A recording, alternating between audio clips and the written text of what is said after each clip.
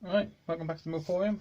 This is going to be the last part on this A35 engine that I've got to do. That is, there is a cut or a break on this yellow wire here, which is the feed for lighting, and there's another one here, the black wire, which is essentially that goes up to the ignition coil, and it's also connected to the kill switch. So I need to repair these. That grommet is usually down there. I've pulled it up to get to this bit, and it was just breaking, so that would have been there, so it's just breaking above it. So try and fix it. And there's enough slack to actually put the repair inside, just to make sure it doesn't hit the magneto when it's spinning around. If you're unsure of how to get to this stage on your A35 or A3 engine, I think it's in the video I did on ignition timing. It actually shows you how to take off the kickstart, assembly, and remove the magneto flywheel with the appropriate tools. As I'm looking at this engine, I must admit I've noticed some kind of damage here. I have a funny feeling this is from where the chain snapped last December. Not sure why it's on this side though, because all the kind of damage tends to get done here. Let me show you. If you can see that, these gouge marks. If you go for a 27 tooth front sprocket, there's very little clearance for the chain. If you've got any slack in there, it tends to rub the case. That's actually 26 tooth on there now, so I'm not sure why this is all chewed up here, because this is actually the inside of the case. One little trick though, while it's all apart, before I do the repair, is I tend to drill a hole in the bottom of the actual kind of magneto case, because there's no gasket on here or anything to seal it from the elements. So if you do get kind of any water leaking in or moisture getting in there, it stays in there. If it's in there for any amount of time, it builds up and it starts rotting out and rusting the lighting coil. And so I always put a hole in the bottom of the case on all of my Tomos A35 and A35 engines to drain the water out. Right, let's continue. Right, I've just spared you the torture of watching me soldering, but yeah, so I cut the wires, bared the ends of them off, made sure I put some heat shrink on ready to go back over the solder joints. If they're nice and shiny, generally speaking, it's a good joint. If they're dull, it's going to probably end up being a dull joint or fail quite quickly. Decided to go on the heat shrink route, mainly because of space. I have started using these things. These are quite handy. It's heat shrink and solder all in one. You essentially put the wire in from each end with the ends bared, and you kind of put them in so the kind of wires push together like that.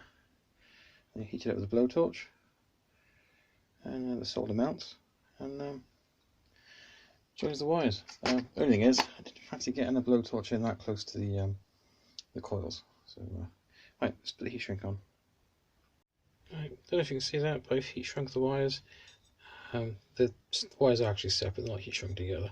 I've tucked them in as far back as they can go so they don't rub on the side of the magneto, and then I'll start putting them back together again. Right, I'm just about to tighten up the flywheel retaining nut, which is a 17mm there in the middle. When you put the flywheel on, make sure that the little groove for the pin that's in the end of the crankshaft line up. Nothing worse than getting it wrong and then use something like an impact gun to whack it back on again, because it just pretty much will just turn the flywheel into scrap and shear off that little pin. So always do it by hand. This is a strap wrench, so you use that to stop the magneto flow from spinning, and just tighten it up then as hard as you can go.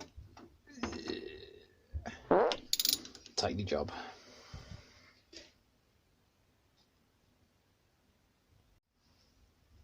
Right, put the side casing back on again. I don't use on this one the normal kind of cheese-headed machine screws. I'm using ones for Allen key. and they're called cap head. It's number 5 Allen key, and these are stainless steel ones. They're 25mm long, 1mm pitch, and they're M6. And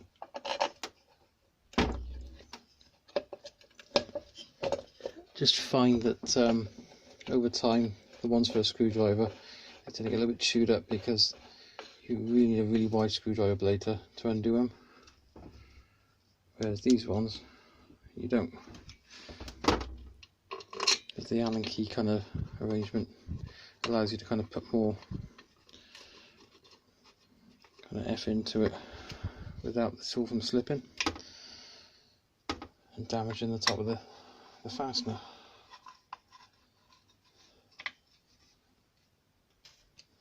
Right, that's that done. Alright, we're back together again. One more thing I will say is when you put the cotter pin back in, which holds the kickstart lever to this part here, is make sure the flat on the output shaft is aligned completely parallel with where the cotter pin goes, and don't have the cotter pin kind of slightly at an angle, because if it's smack on, you should be able to push it straight up with your finger and put the nut on the top. If you're kind of getting any kind of resistance there and you're having to whack it with a hammer, it's in the wrong place and you'll completely damage the cotter pin. You either won't be able to get back out again, or you'll damage it and you have to replace it. So yeah, if you can get it just right, it should just push in with very little effort at all. Alright, next video will be putting the engine back in the frame. As you can see, it's all painted. That's looking quite nice. Just waiting for some of the other parts that have been painted to harden, because it's had a petrol resistant clear coat put over the top just to be on the safe side. There is a slight difference in colour. This is Volkswagen Mars Red. It's about the closest I could get, and that's with a grey primer. I have a funny feeling when the last time I used this, I used a red primer and it was a better match. As you can see, there's a difference in the orange there. So never mind. At some point the whole bike will be that colour, so not to worry. Anyway, thanks for watching. Please subscribe. Take care. See you all again soon.